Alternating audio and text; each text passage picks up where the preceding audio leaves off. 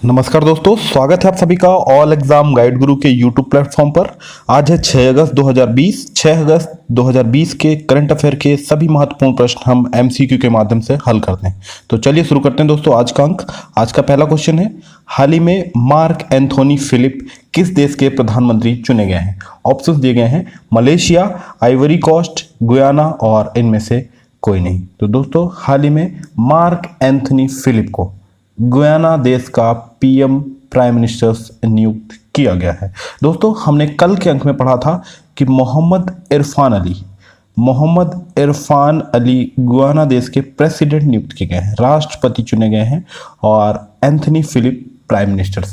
महत्वपूर्ण बात यह है दोस्तों, श्री भारत जगदेव जो कि भारतीय मूल के हैं, इन्हें गुयाना का उपराष्ट्रपति बनाया गया है। भारत जगदेव भारतीय मूल के हैं, उन्हें गुयाना देश का उपराष्ट्रपति नियुक्त किया गया है। दोस्तों गुयाना देश दक्षिण अमेरिका में स्थित देश है, जिसकी राजधानी है जॉर्ज टाउन गुयाना की राजधानी है। ऑप्शंस पे नजर डालें दोस्तों तो मलेशिया की राजधानी है कुआलालंपुर, और हाल ही में मलेशिया में मुहिद्दीन यासीन प्रधानमंत्री चुने गए हैं। आइवरी कोस्ट की बात करें दोस्तों तो हाल ही में आइवरी कोस्ट के प्रधानमंत्री चुने गए हैं श्री हामिद वाकायाको। अगले क्वेश्चन की ओर बढ़ते हैं। अगला क्वेश्चन है दोस्तों, हाल ही में किसके द्वारा अयोध्या में राम मंदिर निर्माण के लिए आधारशिला रखी गई है? ऑप्शन दिए गए हैं, श्री रामनाथ कोविंद, श्री नरेंद्र मोदी, श्री वेंकैया नायडू और श्री योगी आदित्यनाथ। दोस्तों हाल ही में भारत के प्रधानमंत्री श्री नरेंद्र मोदी जी के द्वारा अयोध्या में राम मंदिर निर्माण के लिए आधारशिला रखी गई है। इस शुभ अवसर पर प्रधानमंत्री मोदी जी ने स्मारक डाक टिकट भी जारी किया। दोस्तों आपको ज्ञात होगा कि पिछले वर्ष यानी वर्ष 2019 में माननीय उच्चतम न्यायालय की 5 सदस्यीय बेंच ने, जिसकी अध्यक्षता की थी चीफ जस्टिस रंजन गोगोई ने, एक ऐतिहासिक फैसला सुनाया था, और जो विवादित जमीन का मुद्दा था 2.77 एकड़ जमीन, वो ट्रस्ट को सौंपने का निर्देश दिया था, और एक जो दूसरा पक्ष था उसे वैकल्पिक 5 एकड़ भूमि देने के लिए कोर्ट ने आदेश दिया था, माननीय उच्च न्यायालय ने आदेश दिया था, और सरकार को उच्चतम न्यायालय के द्वारा निर्देश दिया गया था कि आप एक ट्रस्ट बनाएं। सरकार ने नियत तिथि में उस ट्रस्ट बनाया, और ट्रस्ट का नाम रखा गया श्री राम जन्मभूमि तीर्थ क्षेत्र, जिसकी अध्यक्षता कर रहे हैं पूर्व ब्यूरोक्रेट्स श्री नृपेंद्र मिश्रा, इसकी अध्यक्षता कर रहे हैं। यह ट्रस्ट मंदिर निर्माण के लिए उत्तरदायी है, और अब इसी ट्रस्ट के द्वारा इस मंदिर का निर्माण कार्य जारी है, और प्रधानमंत्री मोदी जी के द्वारा राम मंदिर निर्माण के लिए आधारशिला रखी गई है। दोस्तों आपको बता दें कि विवाद था यहाँ पे 1528 ईस्वी में बाबर के पैसलार मीर बाकी के द्वारा बाबरी मस्जिद का निर्माण कराया गया था, और 6 दिसंबर 1992 को यह ढांचा ढहा दिया गया था। ऑप्शंस की बात करें तो श्री रामनाथ कोविंद भारत के यशस्वी राष्ट्रपति हैं, वेंकैया नायडू भारत के उपराष्ट्रपति हैं, और श्री योगी आदित्यनाथ उत्तर प्रदेश के मुख्यमंत्री हैं। अगले क्वेश्चन की ओर बढ़ते हैं। अगला क्वेश्चन है, हाल ही में केंद्रीय शिक्षा मंत्री ने IIM Indian institute of management भारतीय प्रबंध संस्थान धौलाकुआं की आधारशिला रखी है। यह किस राज्य में स्थित है? सबसे पहले जानते हैं दोस्तों भारत के केंद्रीय शिक्षा मंत्री हैं कौन? तो केंद्रीय शिक्षा मंत्री हैं श्री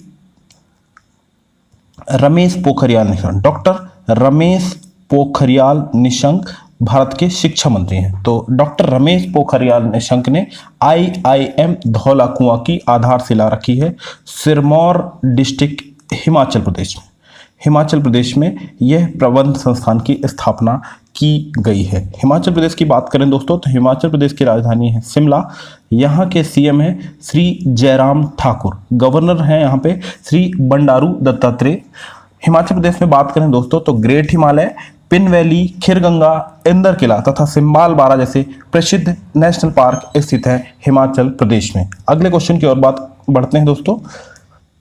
हाल ही में नोबेल पुरस्कार विजेता जॉन ह्यूम का निधन हो गया है, उनका संबंध किस देश से है? ऑप्शन दिए गए हैं, अमेरिका, फ्रांस, ब्रिटेन और आयरलैंड। तो दोस्तों नोबेल के शांति पुरस्कार जीतने वाले जॉन ह्यूम का हाल ही में निधन हो गया है, उनका संबंध है आयरलैंड देश से।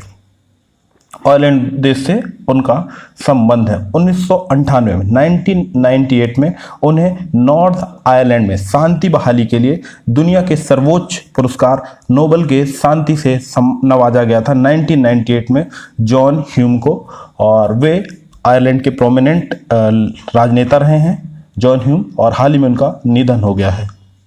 ऑप्शंस की बात करें दोस्तों तो अमेरिका की राजधानी है वॉशिंगटन डीसी और यहाँ पे राष्ट्रपति हैं श्री डोनाल्ड ट्रंप। फ्रांस की राजधानी दोस्तों पेरिस।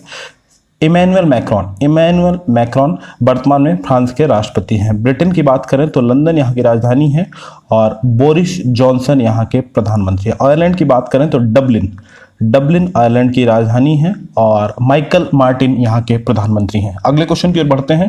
अगला क्वेश्चन है विश्व स्तनपान सप्ताह 2020 की विषय वस्तु क्या है? ऑप्शंस दिए गए हैं। Support breast feeding for a healthier planet, sustaining breast feeding together, breast feeding foundation of life. दोस्तों आपको बता दें कि प्रतिवर्ष 1 अगस्त से लेकर 7 अगस्त तक विश्व स्तनपान सप्ताह मनाया जाता है और यह मनाया जाता है विश्व स्वास्थ्य संगठन के द्वारा, WHO के द्वारा स्तनपान के महत्व के बारे में जागरूकता के लिए यह सप्ताह प्रतिवर्ष 1 अगस्त से लेकर 7 अगस्त तक मनाया जाता है और ये मनाया जाता है WHO के द्वारा। WHO पे नजर डालें दोस्तों, विश्व स्वास्थ्य संगठन वर्ल्ड हेल्थ ऑर्गेनाइजेशन, इसकी स्थापना हुई थी 7 अप्रैल 1948 को। इसका हेडक्वार्टर है जिनेवा स्विट्जरलैंड में। वर्तमान में इसके डायरेक्टर जनरल हैं श्री टेड्रोस एधेनॉम और हाल ही में भारत के स्वास्थ्य मंत्री डॉक्टर हर्षवर्धन को WHO के एग्जीक्यूटिव बोर्ड, कार्यकारी बोर्ड का चेयरमैन नियुक्त किया गया है डॉक्टर हर्षवर्धन को। और इस वर्ष के लिए, वर्ष 2020 के लिए जो थीम रखी गई है, विषय वस्तु रखी गई है, वो रखी गई है support breast feeding for a healthier planet. अगले क्वेश्चन की ओर बढ़ते हैं दोस्तों। अगला क्वेश्चन है पर्यावरण स्थिरता के लिए किस संगठन को फिक्की CSR पुरस्कार से सम्मानित किया गया है? ऑप्शन दिए गए हैं। रिलायंस फाउंडेशन, अजीम प्रेमजी फाउंडेशन, डालमिया भारत समूह और इनमें से कोई नहीं। दोस्तों पर्यावरण स्थिरता के लिए काम करने वाले संगठन को FICCI, federation of Indian chamber of commerce of industries को कॉरपोरेट सोशल रिस्पॉन्सिबिलिटी अवार्ड 2020 से नवाजा गया है और डालमिया भारत समूह को फिक्की CSR 2020 यानी 18th ये संस्करण था 18th फिक्की CSR अवार्ड से नवाजा गया है डालमिया भारत समूह को। दोस्तों रिलायंस फाउंडेशन की बात करें तो इसके चेयरमैन हैं श्री मुकेश अंबानी। अजीम प्रेमजी फाउंडेशन के चेयरमैन हैं अजीम प्रेमजी और वर्तमान में डालमिया भारत समूह के चेयरमैन हैं संजय डालमिया। नजर डालते हैं दोस्तों फिक्की पे। Federation of Indian chamber of commerce of Indian industry, यह भारत में एक स्वतंत्र व्यापारिक संगठन है। इसकी स्थापना हुई थी वर्ष 1927 में और संगीता रेड्डी वर्तमान में फिक्की के चेयरमैन के रूप में कार्य कर रही हैं। अगले क्वेश्चन की ओर बढ़ते हैं दोस्तों। अगला क्वेश्चन है किस मंत्रालय को स्कॉच 2020 पुरस्कार से सम्मानित किया गया है? ऑप्शन दिए गए हैं। कृषि मंत्रालय भारत सरकार, जनजातीय मामलों के मंत्रालय, पर्यटन मंत्रालय और पर्यावरण मंत्रालय। तो दोस्तों हाल ही में जनजातीय मामलों के मंत्रालय को छात्रवृत्ति प्रभाग की IT एनेबल छात्रवृत्ति योजनाओं के माध्यम से आदिवासियों के सशक्तिकरण के लिए स्कॉच गोल्ड पुरस्कार 2020 से नवाजा गया और इस वर्ष स्कॉच गोल्ड पुरस्कार के लिए जो थीम रखी गई थी, विषय वस्तु रखी गई थी, वो थी दोस्तों India response covid with digital governments. ये इस वर्ष के लिए विषय वस्तु रखी गई थी और जनजातीय मामलों के मंत्रालय को स्कॉच गोल्ड पुरस्कार से नवाजा गया है। सबसे पहले जानते हैं इन मंत्रालयों के मंत्री कौन है। कृषि मंत्री हैं भारत सरकार के श्री नरेंद्र सिंह तोमर, जनजातीय मामलों के मंत्री हैं श्री अर्जुन मुंडा, पर्यटन मंत्री हैं श्री प्रहलाद पटेल और पर्यावरण मंत्रालय के मंत्री हैं श्री प्रकाश जावड़ेकर पर्यावरण मामलों के मंत्री हैं। अगले क्वेश्चन की ओर बढ़ते हैं। हाल ही में प्रसिद्ध स्पेन के खिलाड़ी आइकर कैसिलस ने संन्यास की घोषणा की है। उनका संबंध किस खेल से है? ऑप्शन दिए गए हैं हॉकी, बॉक्सिंग, फुटबॉल और टेनिस। दोस्तों स्पेन फुटबॉल टीम के गोलकीपर रहे आइकर कैसिलस ने हाल ही में संन्यास की घोषणा की है। वह प्रसिद्ध फुटबॉल क्लब रियल मैड्रिड के भी सदस्य थे और स्पेन टीम के सदस्य थे, और उन्होंने हाल ही में फुटबॉल से संन्यास की घोषणा कर दी। इंपॉर्टेंट बात यह है दोस्तों कि 2010 फीफा वर्ल्ड कप हुआ था, जिसमें स्पेन की टीम ने फीफा वर्ल्ड कप जीता था। इस टीम के सदस्य रहे हैं आइकर कैसिलस। अगले क्वेश्चन की ओर बढ़ते हैं। अगला क्वेश्चन है, हाल ही में नेशनल बैंक ऑफ बहरीन ने डिजिटलीकरण हेतु किस भारतीय सॉफ्टवेयर कंपनी के साथ समझौता किया है? ऑप्शंस दिए गए हैं इन्फोसिस, टीसीएस, एचसीएल और टेक महिंद्रा।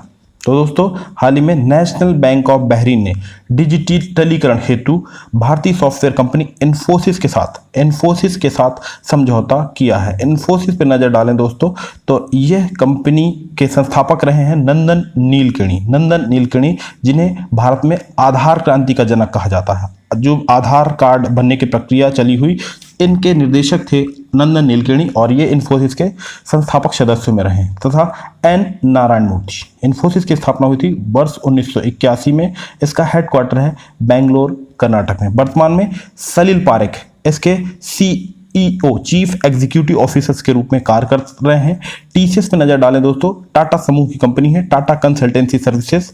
एन चंद्रशेखरन वर्तमान में टीसीएस के सीईओ हैं। एचसीएल टेक्नोलॉजी की वर्तमान में जो सीईओ के पद पर कार्य कर रही हैं रोशनी नडार। और टेक महिंद्रा समूह की कंपनी है, आनंद महिंद्रा इसके चेयरमैन हैं। बहरीन की बात कर लें दोस्तों, तो बहरीन मिडिल ईस्ट में स्थित देश है। इसकी राजधानी है मनामा, और बहरीनी दिनार यहाँ की मुद्रा है। यहाँ के किंग है हमाद बिन ईसा अल खलीफा। यहाँ के किंग हैं, बहरीन के किंग का नाम है हमाद बिन ईसा अल खलीफा। अगले क्वेश्चन की ओर बढ़ते हैं। अगला क्वेश्चन है, हाल ही में विशेष कोड टू विन पुस्तक किसके द्वारा लिखी गई है? ऑप्शंस दिए गए हैं अरुंधति रॉय, किरण देसाई, निरुपमा यादव और झुंपा लाहिड़ी।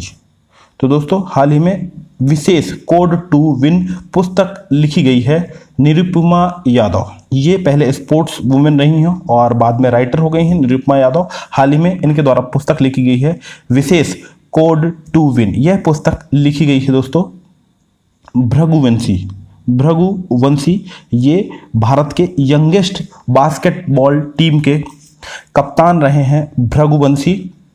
यह एक इंस्पिरेशनल स्टोरी है भृगुवंशी के जीवन पर। उनके संघर्षों पर प्रकाश डाला गया है विशेष कोड टू विन पुस्तक के द्वारा, और यह पुस्तक लिखी गई है निरुपमा यादव के द्वारा। और ये तीन जो ऑप्शन दिए गए हैं, अरुंधति रॉय और किरण देसाई और झुंपा लाहिड़ी, ये भारत के प्रोमिनेंट राइटर हैं, लेखक हैं। अरुंधति रॉय और किरण देसाई दोनों साहित्य के प्रतिष्ठित पुरस्कार मान बुकर प्राइज से भी नवाजी जा चुके हैं। मान बुकर प्राइज की स्थापना हुई थी 1969 में, और यह नोबेल पुरस्कार के बाद साहित्य के क्षेत्र में दिया जाने वाला सर्वोच्च पुरस्कार है। अरुंधति रॉय को the God of small things के लिए, और किरण देसाई को द इनहेरिटेंस ऑफ लॉस रचना के लिए मान बुकर प्राइज से नवाजा जा चुका है। दोस्तों, आज का वीडियो आपको कैसा लगा? कमेंट बॉक्स पर जाकर अपने अमूल्य सुझाव अवश्य दें। यदि आपने चैनल को अभी तक सब्सक्राइब नहीं किया तो चैनल को शीघ्र ही सब्सक्राइब कर लें तथा आने वाले समस्त वीडियो से अपडेट रहने के लिए बेल आइकन्स को दबाएं। धन्यवाद।